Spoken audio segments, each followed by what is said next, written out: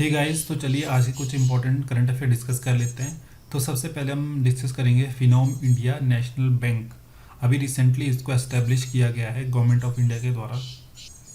Okay, सो इसको inaugurate किया गया है CSIR-IGIB, जिसकी फुल फॉर्म में आप देख सकते हो यहाँ पे institute of genomic and integrative biology, ये न्यू दिल्ली में है। ठीक है, तो इसकी लोकेशन आपने याद रखनी है। इसको किसने एस्टेब्लिश किया है, एस्टेब्लिशिंग बॉडी जो है, इसको भी आपने याद रखना है। अब ये इंस्पायर्ड है आपके यूके बायो बैंक से, but it is tailor to the India's population diversity. इसमें क्या किया जाएगा, genomic data, clinical and lifestyle data will be collected from 10,000 individual across India. Okay, तो आपने ये चीज़ याद रखनी है, इंपॉर्टेंट ये हो जाता है। बाकी चीज़ आपने नीचे खुद से पढ़ लेनी है। बाकी मैंने प्री के पॉइंट ऑफ व्यू से मैंने आपको जो भी इंपॉर्टेंट चीज़ थी वो बता दी। बाकी ये किस में हेल्प करेगा, आपका diabetes, cancer, cardiovascular disease, rare genetic disease, और इसके अलावा ये सपोर्ट करेगा personalised medicine over generic treatment. Okay, तो phenome India national bio bank, ये रिसेंटली इसको एस्टेब्लिश किया गया न्यू दिल्ली में। ओके, तो चलिए नेक्स्ट टॉपिक को चलते हैं।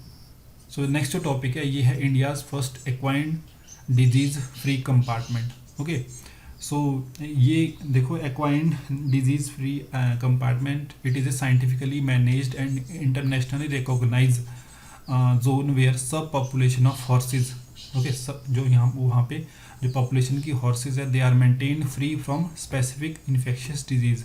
ओके, इसमें स्ट्रिक्ट बायो सिक्योरिटी प्रोटोकॉल को फॉलो किया जाता है, जिसमें आपके वेटरनरी सर्वेलांस एक्सेट्रा को स्ट्रिक्टली फॉलो किया जाता है। ठीक है, जो इंडिया का जो ये first equine disease free compartment है, आप इसकी लोकेशन याद रखना, remount veterinary corps centre and college Meerut cantonment, Uttar Pradesh. ठीक है, इसकी जो लोकेशन है उत्तर प्रदेश में, कभी कभी पूछा जाता है आपके छोटे छोटे जैसे CDS, CAPF एक्सेट्रा के एग्ज़ाम में।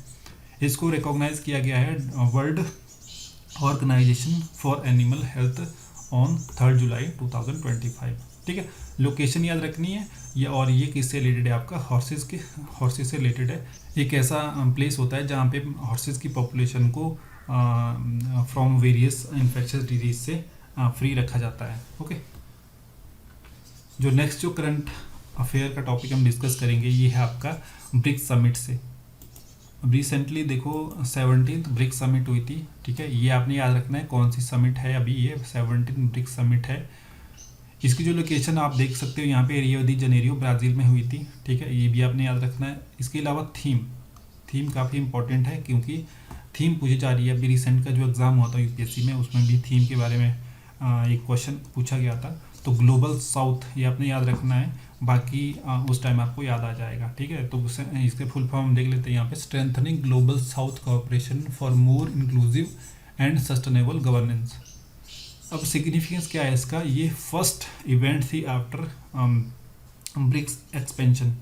देखो अब इसमें 11 कंट्री हो चुकी है।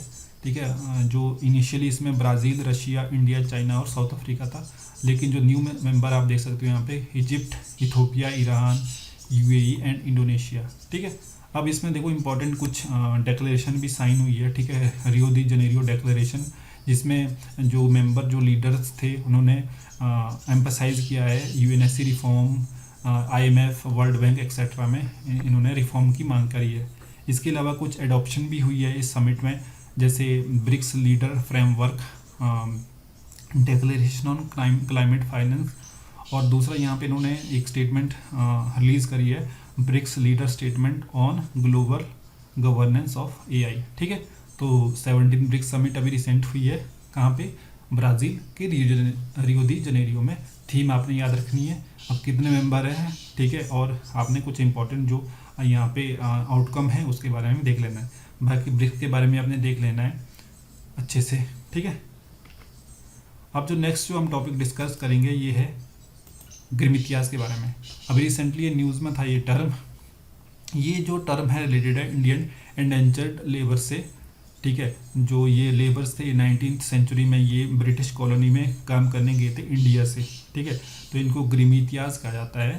तो देखो इनकी डेस्टिनेशन क्या थी, Fiji, Mauritius, south Africa, Caribbean islands, ठीक है, जो आपके ट्रिनिडाड टोबैगो है, ब्रिटिश गुयाना, सूरिनाम एक्सेट्रा, ठीक है। तो आपने बस टर्म याद रखनी है किससे रिलेटेड है, ये है इंडिया, आपकी इंडियन इंडेंजर्ड लेबर से।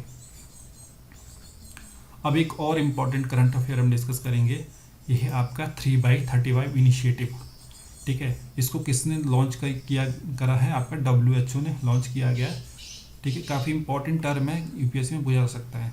ये देखो, ये इनिशिएटिव अर्ज कर रहा है कंट्री को to raise prices on tobacco, alcohol and sugary drink, ठीक है, एटलीस्ट बाई 50% बाई 2035, ठीक है। तो ये इनिशिएटिव क्या मतलब WHO का इनिशिएटिव है जो कंट्री के लिए बोल रहा है कि आप टोबैको, अल्कोहल और जो शुगरी ड्रिंक्स होते हैं उसके एटलीस्ट 50% आप प्राइस इंक्रीज करो बाई 2035। और इनका गोल क्या है, जो WHO है, it want to raise 1 trillion over next 10 year, okay.